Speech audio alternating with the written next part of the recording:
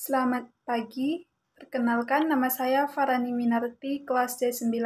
Di sini saya akan membahas tentang sejarah pendidikan multikultural di Indonesia. Pendidikan multikultural lahir sejak 30 silam, yaitu sesudah Perang Dunia Kedua, dengan lahirnya banyak negara dan perkembangannya prinsip-prinsip demokrasi. Pandangan multikulturalisme dalam masyarakat Indonesia dalam praktek kenegaraan belum dijalankan sebagaimana mestinya. Lambang Bhinneka Tunggal Ika yang memiliki makna keragaman dalam kesatuan, ternyata yang ditekankan hanyalah kesatuan dan mengabaikan keanekaragaman budaya dan masyarakat Indonesia.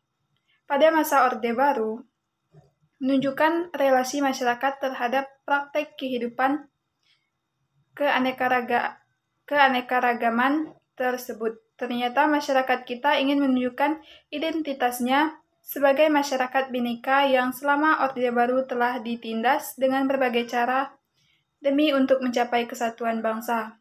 Demikian pula, praktis pendidikan sejak kemerdekaan sampai Orde Baru telah mengabaikan kekayaan kebinekaan kebudayaan Indonesia yang sebenarnya merupakan kekuatan dalam suatu kehidupan demokrasi. Sejak jatuhnya Presiden Soeharto dari kekuasaannya, yang kemudian diikuti dengan masa yang disebut era reformasi, Indonesia mengalami krisis moneter, ekonomi, politik, dan agama, yang mengakibatkan terjadinya krisis kultural di dalam kehidupan bangsa dan negara.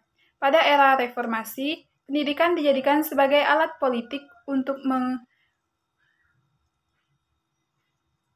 melanggengkan kekuasaan yang memonopoli sistem pendidikan untuk kelompok tertentu. Dengan kata lain, pendidikan multikultural belum dianggap penting walaupun realitas kultur dan agama sangat beraneka ragam.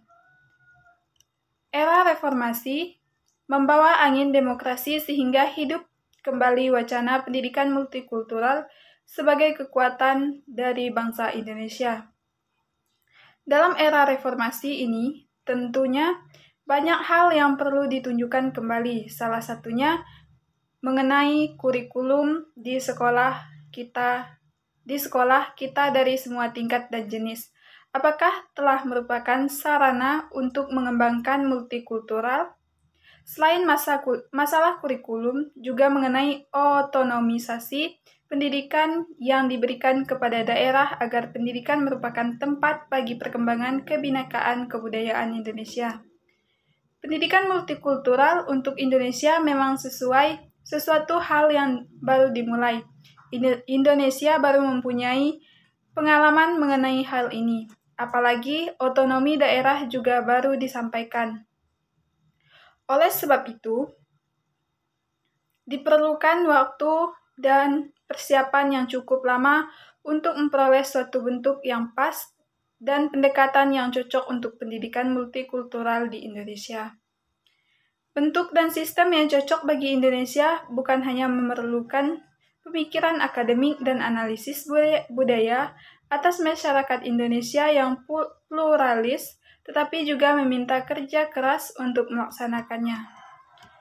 Gagasan multikultural bukanlah suatu konsep yang abstrak, tetapi suatu pola tingkah laku yang hanya dapat diwujudkan melalui pendidikan. Selain itu, multikultural tidak berhenti pada pengakuan akan identitas yang suatu kelompok masyarakat atau suatu suku, tetapi juga ditunjukkan kepada terwujudnya integrasi nasional melalui budaya yang beragam. Sekian sejarah multikultural di Indonesia. Terima kasih.